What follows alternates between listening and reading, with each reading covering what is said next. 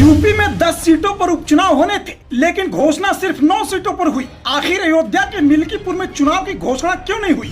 मिल्कीपुर में चुनाव की घोषणा नहीं होने से गोदी मीडिया फैलाने लगी झूठ, कहने लगी अयोध्या के सांसद अवधेश प्रसाद की चली जाएगी सांसदी। क्या अयोध्या में हार को अब तक नहीं बचा पाई है बीजेपी? फिर भी मिल्कीपुर हारने का डर था या सच में चुनाव नहीं होने की कोई बड़ी वजह है? झारखंड और महाराष्ट्र की चुनावी तारीखों की घोषणा होते ही यूपी में होने वाले उपचुनाव की तारीखों का भी ऐलान हो गया, लेकिन चुनाव आयोग ने कहा कि अयोध्या के मिल्कीपुर में चुनाव नहीं होंगे। खबर आते ही गोदी मीडिया में चलने लगा कि अब अयोध्या के सपा सांसद अवधेश प्रसाद की सांसदी चली जाएगी। लोग भी बिना कुछ सोचे समझे इस झूठ को व्हाट्सएप पर फैलाने लगे, लेकिन सच क्या है अगर सुन लेंगे तो आपके कान खड़े हो जाएंगे।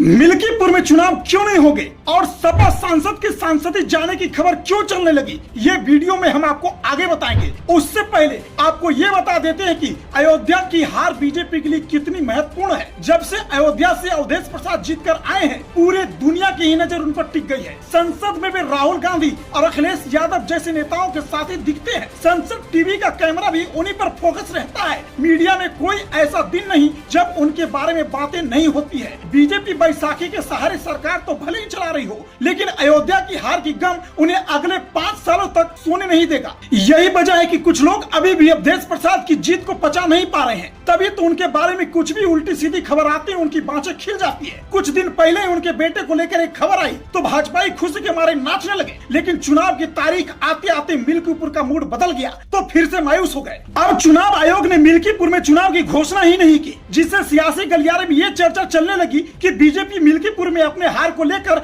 आश्वस्त है, इसलिए चुनाव नहीं करवाना चाहती। लेकिन चुनाव आयोग ने इस पर जानकारी देते हुए कहा कि यूपी के मिल्कीपुर में उपचुनाव की घोषणा इसलिए नहीं हुई क्योंकि बीजेपी के पूर्व विधायक बाबा गोरखनाथ ने 2022 में चुनाव जीते सपा विधायक अवधेश प्रसाद के खिलाफ इलाहाबाद हाईकोर्ट में याचिका दायर कर रखी है। ये पिटीशन अभी पेंडिंग है।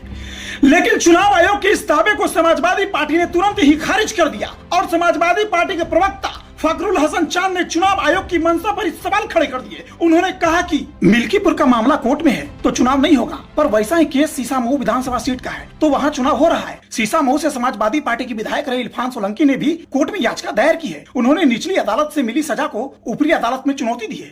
अब सपा के इस दावे ने सच में बड़ा सवाल खड़ा कर दिया है कि क्या चुनाव आयोग बीजेपी के इशारे पर काम करती है? अगर नहीं तो फिर मामला लंबित होने के कारण मिल्कीपुर में चुनाव रुक सकता है, तो फिर सीसामऊ में क्यों नहीं? ये वो सवाल है जिसके जवाब देने से चुनाव आयोग नहीं बच सकती। खैर, ये तो सपा का मामला है, लेकिन इतना स्पष्ट है कि अयोध्या सांसद अवधेश प्रसाद के नाम से बीजेपी की नींदें उड़ जाती है। तभी तो मिल्कीपुर में चुनाव नहीं होने से बीजेपी खुश हो रही है, सपा फ्रंट फुट पर आकर खेल रही है। आपको क्या लगता है, मिल्कीपुर में चुनाव नहीं कराने के पीछे बीजेपी का दबाव हो सकता है या फिर चुनाव आयोग का दावा सही है? कमेंट बॉक्स में जरूर बताइए। खबर अच्छी लगी हो तो शेयर कर दीजिए और चैनल पर पहली बार आए हैं तो ऐसी खबरों के लिए हमारे चैनल खबर दस्तक को सब्सक्राइब कर दीजिए। राहुल कुमार के साथ राज कपूर और संयुक्ता देशमुख की रिपोर्ट, न्यूज डेस्क, खबर दस्तक, नोएडा।